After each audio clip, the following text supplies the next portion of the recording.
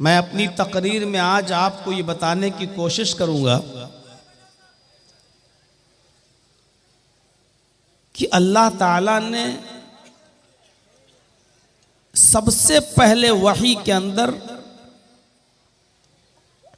इल्म की तरफ इशारा किया है, इक़रा।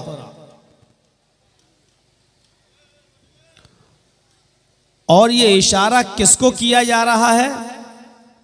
मुहम्मदुर रसूलुल्लाह सल्लल्लाहु अलैहि वसल्लम को। आए नबी पढ़ो उस रब के नाम से जिसने पैदा किया। पढ़ने के लिए किसको कहा जा रहा है? जिसने अपनी पूरी जिंदगी कभी किसी के सामने जानुए तलम्मुस तय नहीं किया, शागिर्दगी हासिल नहीं की, किसी मकतब में अलिफ बा तासा नहीं पढ़ा, किसी स्कूल में ABCD नहीं पढ़ी, जिसके बारे में अल्लाह तबारक व तआला कहता है कि वो नबी उम्मी हुवल्लज़ी बअस फिल उम्मीईना रसूलन मिनहुम। हमने तुम्हें वो रसूल दिया जो उम्मी है। उम्मी मां के पेट से जो बच्चा पैदा होता है, जिस तरह वो बच्चा लिखना और पढ़ना नहीं जानता, मुहम्मदुर रसूलुल्लाह को बिल्कुल वही कहा जा रहा, उम्मी। मां के पेट से पैदा होने वाला बच्चा जिस तरह पढ़ना लिखना नहीं जानता, वैसे ही मुहम्मदुर रसूलुल्लाह थे। उनसे कहा जा रहा है पढ़ो। यह अजीब बात नहीं है। आप किसी अनपढ़ शख्स से यह कहें कि पढ़ो,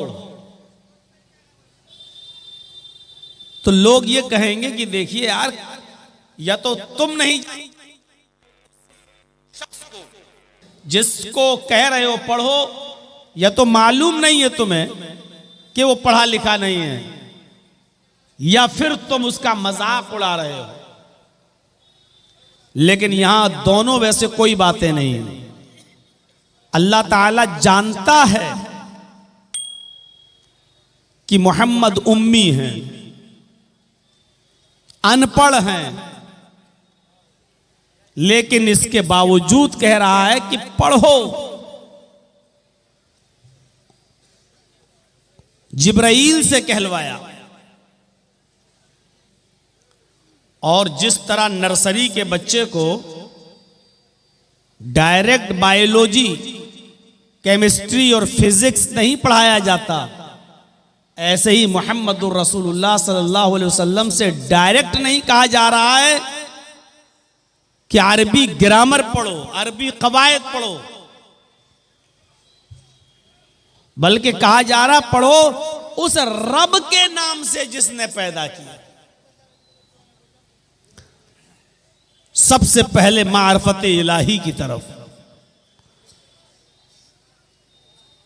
अल्लाह रब्बुल आलमीन की मारफत हासिल करने की तरफ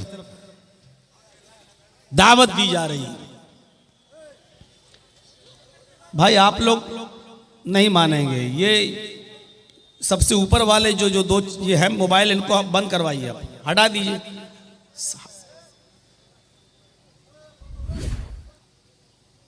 कहाँ वॉलेंटियर लोग कहाँ है? ये वाला सब बंद करवाइए, तो चैनल वाले ये लोग मानेंगे नहीं। इनको इजाजत दे दो तब भी अपनी हरकत से बाज नहीं आते। ये वाला सबसे ऊपर वाला जो लगा हुआ है, ये हमारे सामने,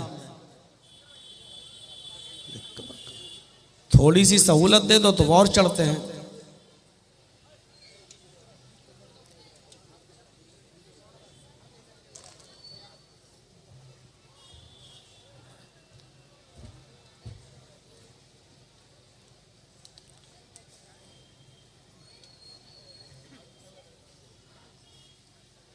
उस गारे हिरा के अंदर ये वही नाजिल होती है।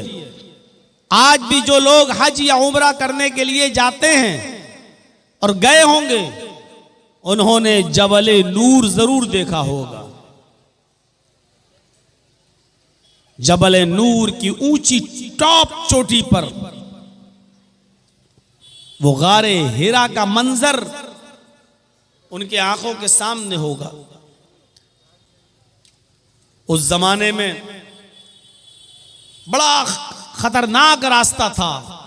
आज तो थोड़ा सा रास्ता बना दिया गया है, लोग चढ़ते हैं और पहुंच जाते हैं वहां तक, लेकिन आज भी वहां जाने में डर लगता है। बहुत ऊंचाई पर है गारे हिरा, लेकिन थोड़ा सा रास्ता काट पीट के बना दिया गया है, वहां तक लोग पहुंच जाते हैं। लेकिन 60, 65, 70 साल का आदमी आज भी वहां जाने का नाम नहीं लेता है, नहीं चढ़ता।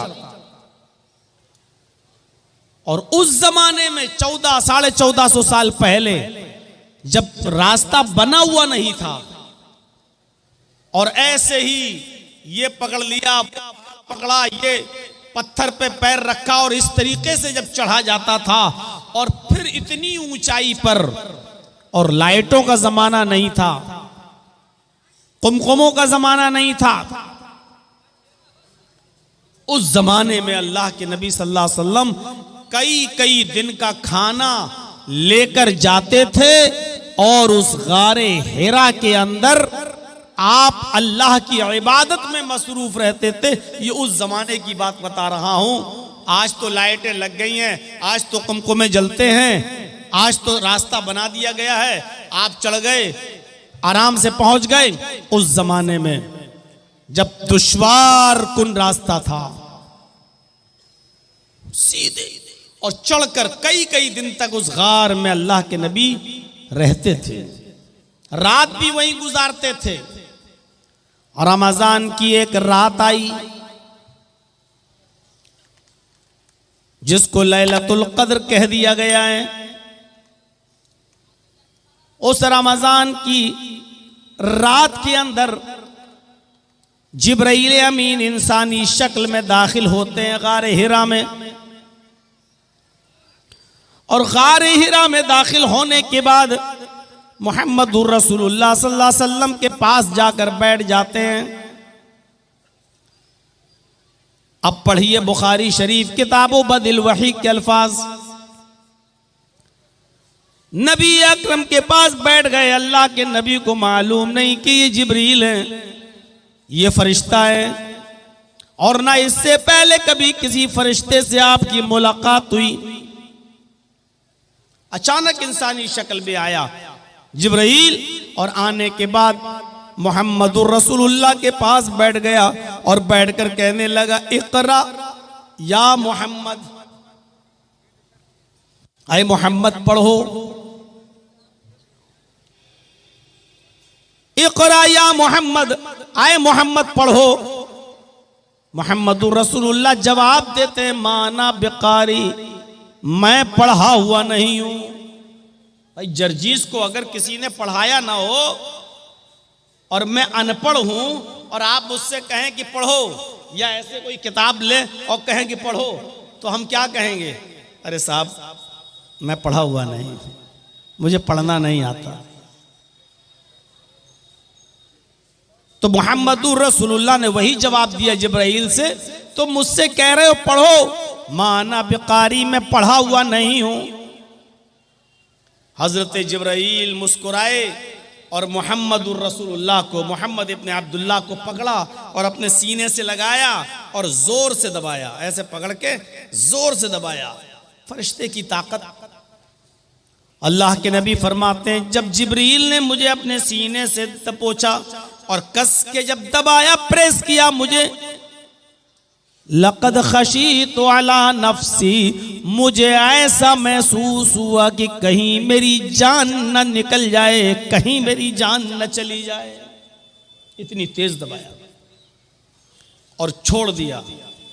और छोड़ने के बाद कहा फिर वही सवाल, इक़रा या मोहम्मद, आए मोहम्मद पढ़ो। अल्लाह के नबी फरमाते हैं, माना बिकारी, तुम मुझसे फिर पढ़ने के लिए कह रहे हो, मैं पढ़ना नहीं जानता, मैं पढ़ा हुआ नहीं हूं। जिब्रील ने दोबारा पकड़ा, सीने से लगाया और जोर से प्रेस किया, जोर से दबाया, और दबाने के बाद फिर छोड़ दिया। अल्लाह के नबी फरमाते हैं दोबारा जब दबाया तब भी मुझे ऐसा लगा कहीं मेरी जान न चली जाए। फिर छोड़ दिया, छोड़ने के बाद फिर वही सवाल किया, इक़रा या मोहम्मद, अय मोहम्मद पढ़ो। अल्लाह के नबी कहते हैं ओ बार बार मुझसे पढ़ने के लिए कहने वाले, क्यों मुझको बार बार पढ़ने के लिए कह रहे हो? मैं पढ़ा हुआ नहीं हूं।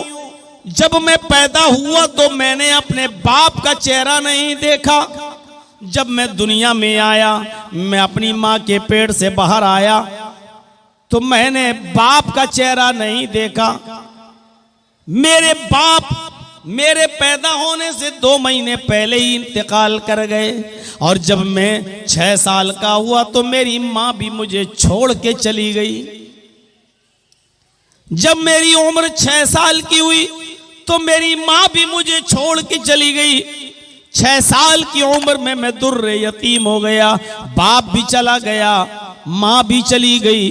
बाप तो पैदा होने से पहले ही चला गया और 6 साल की उम्र में मुझे मेरी माँ ने भी छोड़ दिया।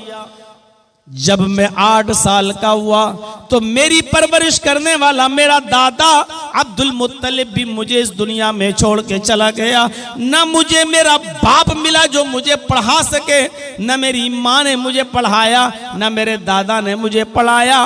माँ आना बेकारी, मैं पढ़ा हुआ नहीं हूँ। तुम मुझसे बार बार कहते हो पढ़ो, मैं पढ़ना नहीं जानता। बाज़ रिवायतों में आता है आए पढ़ने के लिए बार बार कहने वाले, तुम ही बताओ माज़ा अक़राओ, कि मैं क्या पढ़ूं, माज़ा अक़राओ, मैं क्या पढ़ूं। तुम मुझसे बार बार पढ़ने के लिए कहते हो तो तुम ही बताओ मैं क्या पढ़ूं। मुझे पढ़ाने वाला न बाप था, न माँ थी, न दादा था, न चाचा, मुझे किसी ने नहीं पढ़ाया और तुम बार बार कहते हो पढ़ो और मैं कहता हूँ मैं पढ़ना नहीं जानता तो तुम मुझे दबाते हो और छोड़ देते हो। तो तुम ही बताओ कि मैं क्या पढ़ूं। जिब्रील ने 3री बार दबाया और दबाने के बाद छोड़ दिया और छोड़ कर कहा इक़रा बिस्मि रब्बिकल लज़ी खलक़, खलक़ल इंसान मिन अलक़, इक़रा व रब्बुकल अकरमुल लज़ी अल्लम बिल कलम अल्लमल इंसान मा लम यअलम। ऐ मोहम्मद सल्लल्लाहु अलैहि वसल्लम पढ़ो उस रब के नाम से जिसने पैदा किया। स्टेटस देखिए, लेवल देखिए, पढ़ाई का मायार देखिए, तालीम का मायार देखिए। आज सिलेबस के नाम पर कैसी कैसी चीजें। बच्चा आपका छोटा सा, उसको इतना सिलेबस दे दिया गया कि बेचारा उठा के चल नहीं पा रहा, बस्ता पीछे लाद दी गई, किताबें दबा जा रहा है। हम लोगों के भी बच्चे पढ़ते हैं स्कूलों में, सिलेबस देखकर, कोर्स देखकर आज ताज्जुब होता है कि इतनी किताबें, इतनी कॉपियां। बच्चे के मायार से को भी देखो जरा, तालीम देखिए सबसे पहले। आए मोहम्मद पढ़ो उस रब के नाम से जिसने पैदा किया। सबसे पहली तालीम अल्लाह की मार्फत की दी जा रही है, उस रब के नाम से पढ़िए जिसने पैदा किया। अरब के लोग भी जानते थे, अरब के लोग भी जानते थे कि इस कायनात का बनाने वाला कोई है, इस दुनिया का बनाने वाला कोई है। वो भी जानते थे एक छोटी सी लकड़ी की टेबल भी बगैर किसी बनाने वाले के वजूद में नहीं आ सकती है। वो भी जानते थे कि हम खजूर के पत्तों की जिस चटाई पर बैठते हैं वो चटाई भी अपने आप वजूद में नहीं आ सकती है, उस चटाई को भी कोई बनाने वाला है। वो जानते थे कि कपड़ा सिलने की सुई भी बगैर बनाने वाले के नहीं बन सकती है और मैच बॉक्स, एक माचिस की डिब्बी भी बगैर किसी बनाने वाले के नहीं बन सकती है। जब एक छोटी सी छोटी चीजें बगैर बनाने वाले के नहीं बन सकती तो इतनी बड़ी जमीन, इतना बड़ा आसमान, इतना बड़ा सूरज और इतने बड़े सितारे और सैयारे और कहकशाएं ये बगैर बनाने वाले के कैसे वजूद में आ सकती हैं। मौजूदा साइंस कहती है, आज की मौजूदा साइंस कहती है ये सूरज जिसको हम देखते हैं अपनी आंखों से ये इतना बड़ा है, इतना बड़ा है कि जिस दुनिया में हम रहते हैं, हम मंजली गांव की बात नहीं कर रहे हैं, हम पूर्णिया शहर की बात भी नहीं कर रहे हैं, हम बिहार स्टेट की बात भी नहीं कर रहे हैं, हम इंडिया की बात भी नहीं कर रहे हैं। जिस दुनिया में हम और आप रहते हैं, जिस दुनिया में सांस लेते हैं, अगर इस मौजूदा दुनिया को सूरज में फेंक दिया जाए, सूरज के अंदर डाल दिया जाए, तो आज की मौजूदा साइंस कहती है कि सूरज इतना बड़ा है, इतना बड़ा है, ये दुनिया सूरज के अंदर ऐसे गिरी हुई नजर आएगी जैसे बहुत बड़े फुटबॉल की फील्ड में, फुटबॉल के ग्राउंड में फुटबॉल दिखाई देती है। आपने फुटबॉल का मैच देखा होगा, कितना बड़ा ग्राउंड और स्टेडियम होता है। उस स्टेडियम में अगर एक फुटबॉल डाल दो तो फुटबॉल एक कोने में पड़ी हुई नजर आती है, एक साइड में दिखाई देती है। सूरज इतना बड़ा है इस दुनिया से कि अगर दुनिया को सूरज में डाल दिया जाए तो दुनिया एक गेंद, एक बॉल, एक फुटबॉल की तरह नजर आएगी, यानी और इतना बड़ा है सूरज। अब आप अंदाजा लगा सकते हैं कि उस सूरज में दुनिया एक फुटबॉल नजर आए तो सूरज कितना बड़ा हुआ है। ये आज की मौजूदा साइंस कहती है। फिर ये सूरज बगैर बनाने वाले के कैसे वजूद में आ गया? फिर इस सूरज के अंदर 950 करोड़ 9 करोड़ 30 लाख मील की बुलंदी पर किसने मुअल्लक कर दिया, किसने लटका दिया? फिर सूरज के अंदर 1 करोड़ 40 लाख डिग्री सेंटीग्रेड गर्मी किसने भर दी? ये सूरज रोजाना हमें और आपको 1 करोड़ 40 लाख डिग्री सेंटीग्रेड गर्मी हमें प्रदान करता है, हमें देता है। मेरे भाइयों, ये बगैर बनाने वाले के कैसे वजूद में आ सकता है? इसको अरब के लोग भी अच्छी तरह जानते थे। वो तो अल्लाह को इतना मानते थे और अल्लाह के पावर को इतना जानते थे। हाँ, एक कमी भी उनके अंदर थी, जो जिहालत कह लो। वो कमी ये थी कि वो डायरेक्ट अल्लाह से नहीं मांगते थे, लेकिन देने वाला अल्लाह ही को जानते थे। कुरान पढ़िए, बार बार कुरान देखिए। मेरे ये तलबा जो हिफ्ज़ की डिग्री लेकर और सर पे दस्तारे फजीलत बांधकर जो फारिग हुए हैं, पूछिए मेरे भाइयों, कुरान इनको इन्होंने सीखा है। दुनिया की सबसे अजीम किताब को इन्होंने अपने सीने में महफूज किया है। आप जरा इनसे कुरान की आयतें पूछें, ये झट से जवाब दे देंगे और बताएंगे। मेरे प्यारे साथियों, इसी कुरान में बार बार आप पढ़ेंगे कि आए मोहम्मद सल्लल्लाहु अलैहि वसल्लम, आए मेरे नबी, इन काफिरों से सवाल करो, इस जमीन और आसमान को किसने बनाया? तो ये जवाब देंगे अल्लाह ने। अल्लाह को मानते थे। उनसे पूछो कि चांद सूरज सितारे किसने बनाए? तो कहेंगे अल्लाह ने। इनसे पूछो आसमान से बारिश कौन बरसाता है? तो ये जवाब देंगे अल्लाह।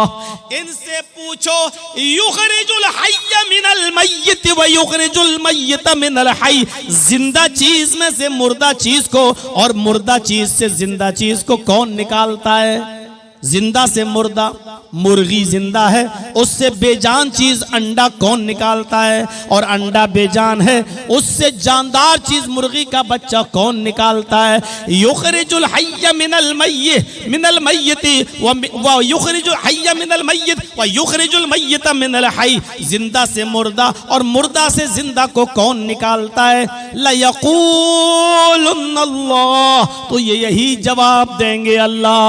हमारा और आपका ईमान अल्लाह के बारे में इतना कहां है जितना काफिरों का, अरब के काफिरों का था। हाँ, वो सब कुछ मानते थे कि अल्लाह करता है, ताकतवर है, पावरफुल है, लेकिन कहते थे कि अल्लाह डायरेक्ट हमारी नहीं सुनता है, अल्लाह इन बुजुर्गों के जरिए हमारी दुआएं सुनता है, अल्लाह इन बुजुर्गों के जरिए हमारी दुआएं सुनता है।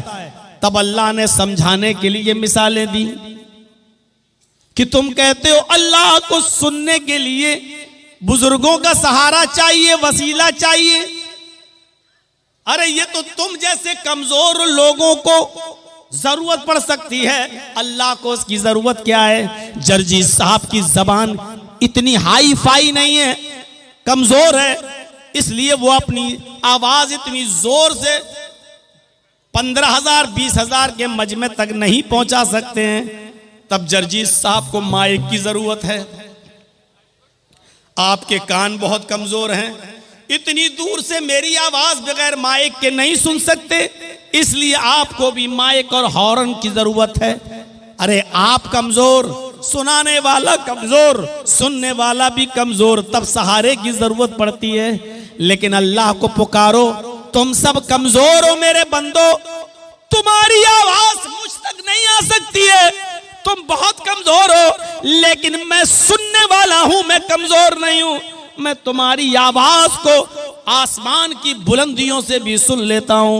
ओह लोगो सुनो, ये पहला आसमान इतनी बुलंदी पर है जिसका अंदाजा हम और आप नहीं लगा सकते हैं। इस आसमान के नीचे 3 कहकशाएं हैं, एक करीबी कहकशां, एक दरमियान में मीडियम बीच में कहकशां, और एक सबसे दूर वाली कहकशां।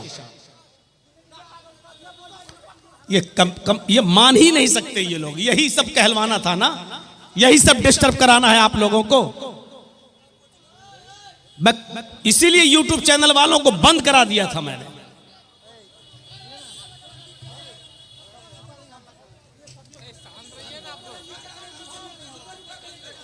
अरे ये लोग लाखों रुपए कमा रहे हैं भाई, ये लोग नहीं करेंगे।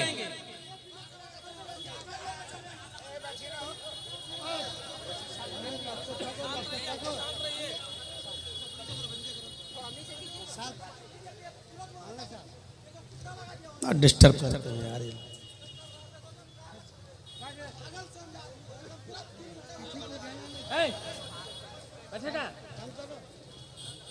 सब स्टैंड हटा के अपने अपने हाथ में लेके बनाइए। तो चलिए स्टैंड हटा दीजिए, अपने अपने हाथ में ले लीजिए मोबाइल।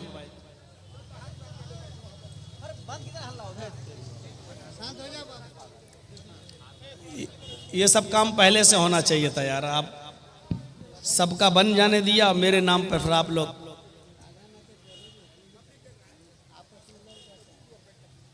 यार कोई ऐसा तरीका अपनाइए कि आपका भी काम हो, पीछे वालों को भी डिस्टर्ब ना हो।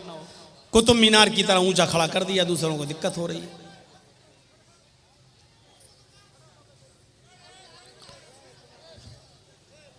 ए बच्चों, जिसको अभी जाना हो चले जाओ, बीच में हम नहीं जाने देंगे उठ के। तो मैं अर्ज ये कर रहा था, सुनिए, अब आप थोड़ा सा डिस्टर्ब मत करिए। अब थोड़ा सा मूड बन रहा था तो अब आप लोगों ने मूड बिगाड़ दिया। तो मेरे भाइयों, 3 कहकशाएं हैं, एक करीबी, एक मीडियम बीच में, और एक ऊपर, सबसे ऊपर। करीबी जो कहकशां है, अब सुनिए अल्लाह रब्बुल आलमीन कहां है। बहुत आसान है कह देना अल्लाह हर जगह है।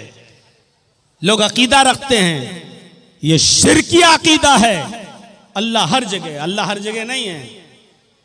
अपने अकीदे की इस्लाह कर लो। अल्लाह अर्श पर है, सुम्मस्तवा अलल अर्श, अल्लाह अर्श पर है। अगर आपने कह दिया अल्लाह हर जगह है, तो क्या नालियों में भी अल्लाह है? क्या लैट्रिन में भी अल्लाह है? क्या कुत्ते के जिस्म में भी अल्लाह है? ये तो काफिर और मुशरिकों का अकीदा है। हमारे गैर मुस्लिम भाइयों का अकीदा है, वो कहते हैं आत्मा और परमात्मा दोनों एक ही है। ईश्वरत्व का मनुष्यत्व में परिणित होना। वो कहते हैं कि ये इंसान के अंदर जो रूह है यही अल्लाह है, यही ईश्वर है। हर इंसान के अंदर जो रूह है वही ईश्वर, वही अल्लाह। और वो कहते हैं कि अल्लाह हर जगह है, हर जगह। अब गौर करो कि हम ये आवाज जो हमारी निकल रही है, इसी को कहते हैं कि यही ईश्वरीय शक्ति है, यही अल्लाह है। अब गौर करो, एक औरत में भी अल्लाह है भाई, वो भी तो जिंदा है। एक कुत्ता जिंदा है तो उसमें भी रूह है, एक बिल्ली जिंदा है तो उसमें भी रूह है। अगर हम इसी आत्मा ही में परमात्मा मान लें, इंसान की इसी रूह को अगर हम ईश्वर का दर्जा दे दें, तो एक आदमी दूसरे को मारता है, जो मार रहा है उसमें भी अल्लाह, और जिसको मार रहा है उसमें भी अल्लाह। तो इसका मतलब क्या होगा? अल्लाह अल्लाह ही को मार रहा है।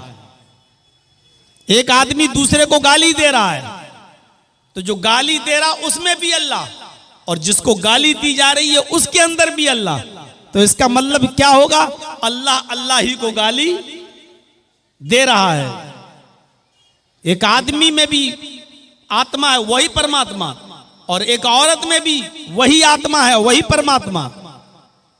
और जब शादी होती है और एक मर्द जब अपनी बीवी के साथ संभोग करता है, हम बिस्तरी करता है, तो गौर करो, जिसमें आदमी में भी परमात्मा है, औरत में भी परमात्मा है। इसका मतलब क्या हुआ? अल्लाह अल्लाह ही से संभोग कर रहा है, हम बिस्तरी। नौज बिल्लाह मिन जालिक। ये अकीदा इंतहाई घटिया अकीदा है।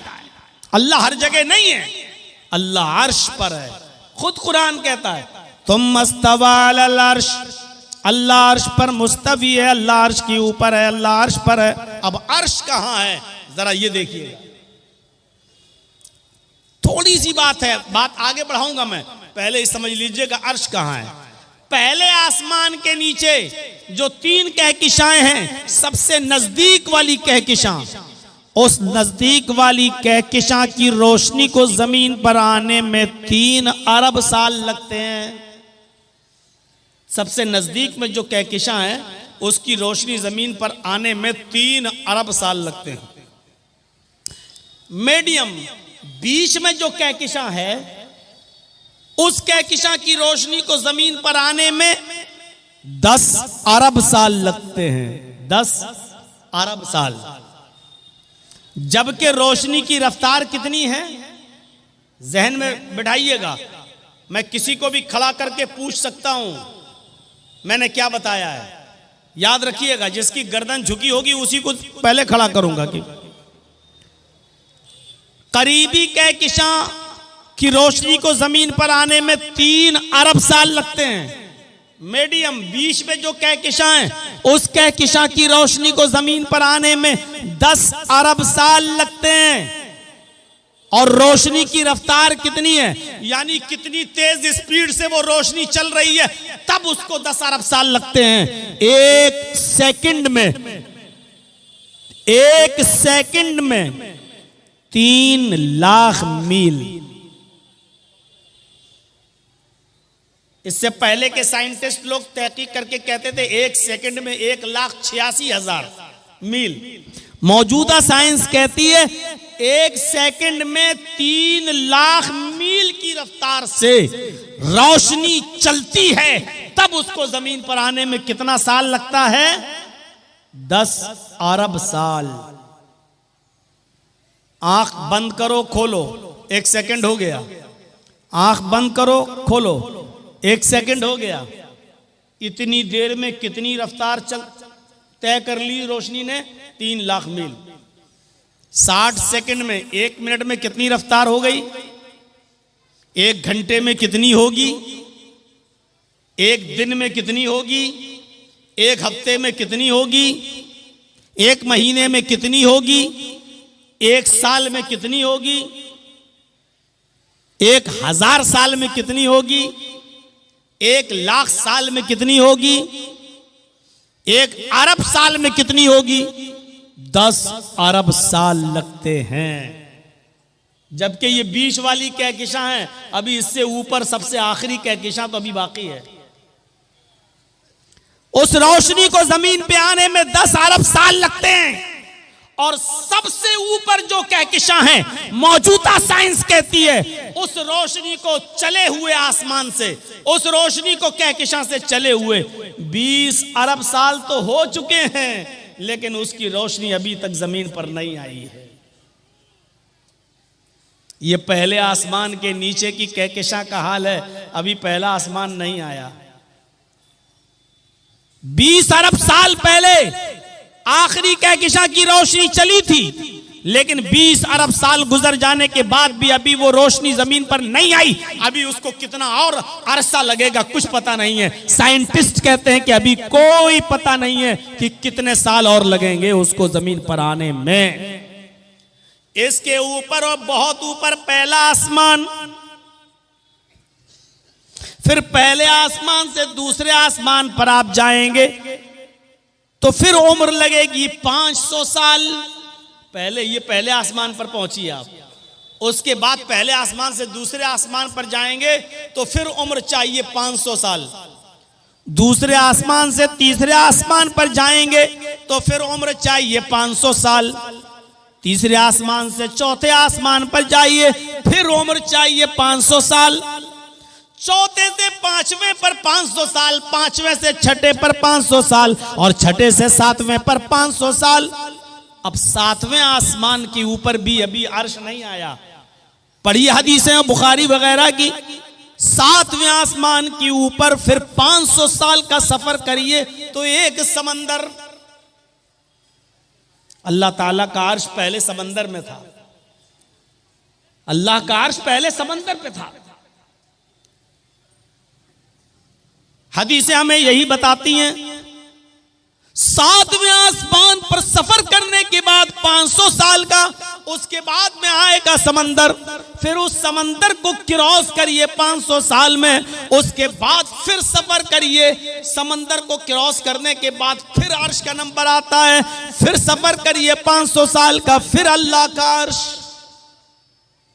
उस अर्श पर अल्लाह, जब औस इब्न सामित ने अपनी बीवी खौला बिनते सालबा से जिहार कर लिया, जब औस इब्न सामित ने अपनी बीवी खौला बिनते सालबा को अपने ऊपर मां की तरह हराम कर लिया, और सुनिए मंजर, अंते अलैया का ज़हरी उम्मी, गुस्से में कह दिया तू मुझ पर मेरी तरह हराम हो गई। गुस्सा ठंडा हुआ तो अल्लाह के नबी के पास भेजा, दरवाजा खटखटाया, अल्लाह के नबी ने दरवाजा खोला, और जैसे ही दरवाजा खोला तो हजरत आयशा खड़ी हैं। खौला बिनते सालबा कहती है मैं आपके नबी से, अल्लाह के रसूल से मैं मिलने आई हूं, इजाजत मिलती है। अल्लाह के नबी और खौला बिनते सालबा गुफ्तगू कर रहे हैं। खौला कह रही हैं, आए अल्लाह के नबी, मुझे मेरे शौहर ने मुझे अपनी मां की तरह हराम कर लिया है, गजब हो गया है, बच्चों को कौन खिलाएगा पिलाएगा, हमारे लिए कोई रास्ता बताइए, हम क्या करें। अल्लाह के नबी फरमाते हैं अब कोई रास्ता नहीं है, अब तुम अपने शौहर पर हराम हो चुकी हो, तुम उनके लिए जायज नहीं हो, अब तो तुम हराम हो चुकी हो। अल्लाह के रसूल के पास कोई वही नहीं आई थी, अभी तक कोई अहकाम नाजिल नहीं हुए थे, इसलिए अल्लाह के नबी मना कर दिए। हजरत आयशा फरमाती हैं मैं उसी हुजरे में, उसी कमरे में कोने में बैठी हुई थी, मुश्किल से 2-3 मीटर की, 2-3 गज की दूरी होगी। 2-3 गज कितना हुआ, जैसे ये मोबाइल स्टैंड लगा हुआ वहां, और यहां हजरत आयशा कहती है मैं बैठी हुई थी, वहां अल्लाह के नबी और खौला बिनते सालबा बातें कर रही हैं। वो दोनों इतनी आहिस्ता बातें कर रहे हैं, वो दोनों इतनी आहिस्ता गुफ्तगू कर रहे हैं कि लम अस्मा कलामहुमा, कि उन दोनों की गुफ्तगू को मैं सुन नहीं पा रही थी, उन दोनों की आवाज मुझे सुनाई नहीं दे रही थी, मुझे पता नहीं कि वो दोनों क्या बोल रहे हैं, क्या बातें कर रहे हैं, खौला क्या शिकायत कर रही हैं, और अल्लाह के नबी क्या जवाब दे रहे हैं। फरमाती हैं कि उन दोनों की गुफ्तगू को मैं सुन नहीं पा रही थी। आसमान से जिब्राइल आए, फरमाया आए मोहम्मद सल्लल्लाहु अलैहि वसल्लम, जिस गुफ्तगू को तुम्हारी बीवी नहीं सुन पा रही है, हजरत आयशा को पता नहीं है कि वो दोनों क्या बातें कर रहे हैं, उस औरत की गुफ्तगू को अल्लाह ने सुन लिया। कद समी अल्लाहु कौलल्लती तुजादिलुका फी ज़ौजिहा व तश्तकी इलल्लाह। आए मोहम्मद सल्लल्लाहु अलैहि वसल्लम, अल्लाह ने उस औरत की फरियाद को सुन लिया, अल्लाह ने उस औरत की दुआ को सुन लिया जो आपसे अपने शौहर के बारे में बात कर रही थी और बहस कर रही थी, तकरार कर रही थी, और आपसे कह रही थी कोई रास्ता निकालो। आपकी बीवी आयशा तो सुन नहीं पा रही हैं, उसी कमरे में है लेकिन सुन नहीं पा रही हैं। वल्लाहु यस्मउ तहावुरकुमा, अल्लाह तुम दोनों की गुफ्तगू को सुन रहा था। आप अंदाजा लगाइए कितनी बुलंदी से, कितनी ऊंचाई से। अभी पहले आसमान की दूरी बताई मैंने ना, करीबी कहकशां, मीडियम बीच की कहकशां और आखिरी कहकशां, उसके बाद पहला आसमान, उसके बाद दूसरा आसमान, तीसरा, चौथा, पांचवा, छठा, सातवां, सातवें आसमान के ऊपर समंदर, और समंदर के ऊपर अल्लाह का अर्श। इतनी बुलंदी पर होने के बावजूद वो कह रहा है कि मैं तुम दोनों की गुफ्तगू को सुन रहा था। यह है पावर, यह है ताकत। वहां लोग क्या बातें कर रहे हैं जर्जीस के कानों में नहीं जा रही है, और जर्जीस क्या बोल रहा है आप भी बगैर माइक के नहीं समझ पा रहे हैं और नहीं सुन पा रहे हैं। इस पिंडाल के बाहर उस तरफ औरतें हमारी मां बहनें आई हुई हैं, बगैर माइक के वो भी जर्जीस की आवाज नहीं सुन सकती, क्योंकि सुनाने वाला भी कमजोर और सुनने वाला भी कमजोर। लेकिन अल्लाह को जब कोई पुकारता है तो पुकारने वाला कमजोर होता है, सुनने वाली जात कमजोर नहीं होती। इक़रा बिस्मि रब्बिकल लज़ी खलक़, पढ़ो उस रब के नाम से।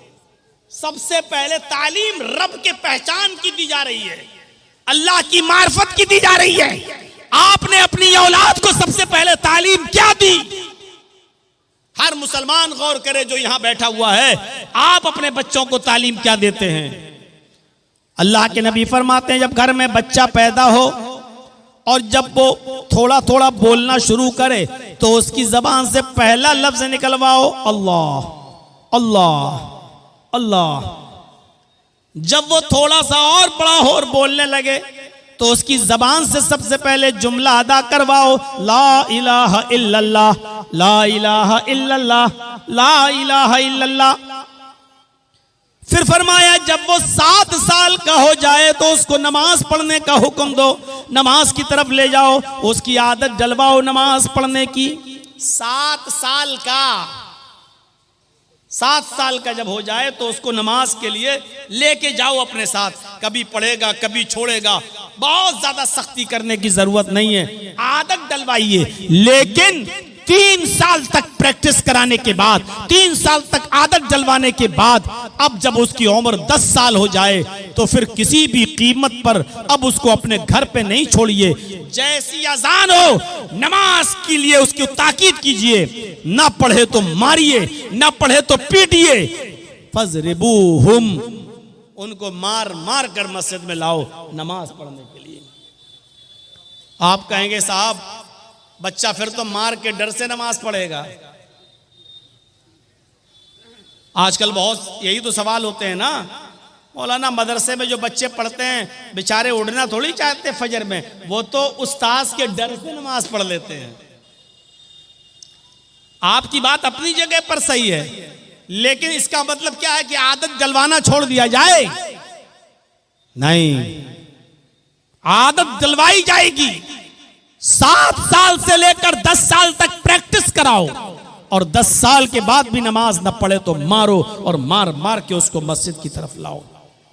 हमने और आपने अपनी औलाद को तालीम दी तो मैं ये नहीं कह रहा हूं कि अंग्रेजी तालीम मत दीजिए, आज जरूरत है अंग्रेजी तालीम की भी, आज जरूरत है आपके बच्चों को फिजिक्स की भी, आज जरूरत है केमिस्ट्री की भी, आज जरूरत है बायो की भी, आज जरूरत है इन तमाम चीजों की। और कुरान और हदीस में कहीं मना नहीं है, अल्लाह के रसूल ने कहीं नहीं कहा कि अपनी औलाद को कुरान न पढ़ाओ, कहीं नहीं कहा कि अपनी औलाद को कुरान, ये नहीं कहा कि दुनिया की तालीम न दो। बहुत से मौलवी स्टेज पे आएंगे और कहेंगे दुनिया छोड़ो दुनिया छोड़ो दुनिया छोड़ो, दुनिया से दूर हो जाओ, दुनिया से बेरगबती इख्तियार करो, दुनिया के खिलाफ तकरीर करेंगे। लेकिन कुरान कहता है कि बगैर दुनिया के तुम रह नहीं सकते हो, बल्कि दुनिया में रहो तो दुनिया भी मांगो और आखिरत भी मांगो। और दुआ सिखलाई अल्लाह ताला ने कि तुम ये दुआ मांगो, रब्बना आतिना फिद दुनिया हसनतन व फिल आखिरति हसनतन व क़िना अज़ाबन्नार। दुनिया भी मांगो और आखिरत भी मांगो।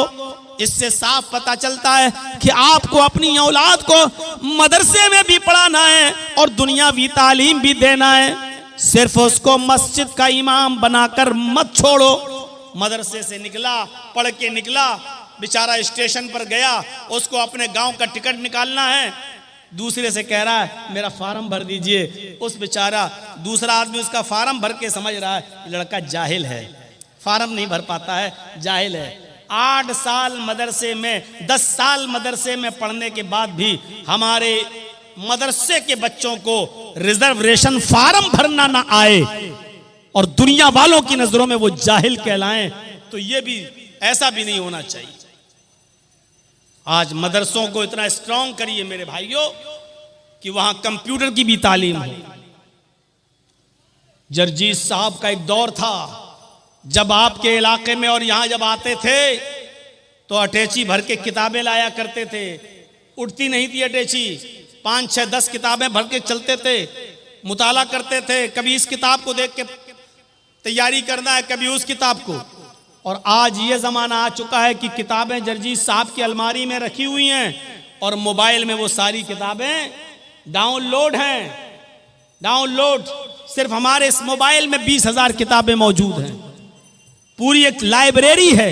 अब इतनी भारी अटैची लेके चलने की जरूरत नहीं। खोला अपना सॉफ्टवेयर और जो किताब पढ़ना है, जो पेज देखना है, सिर्फ एक लफ्ज लिखना है। जैसे देखना है अल्हम्दुलिल्लाह रब्बिल आलमीन, ये आयत कुरान में कहाँ है, बस अलहम्द टाइप करके क्लिक कीजिए, पूरी आयत आ गई अल्हम्दुलिल्लाह रब्बिल आलमीन। और अलहम्द का लफ्ज पूरे कुरान में कितनी जगहों पर आया, पूरी की पूरी एक लिस्ट आ गई। आज जमाना ये है और आज मौजूदा दौर में आपको अपने मदरसों को इस तरह स्ट्रांग बनाना है और मजबूत बनाना है कि आपके बच्चे दीन की तालीम भी हासिल करें और किसी यूनिवर्सिटी में जाएं तो उनको चैलेंज दे सकें और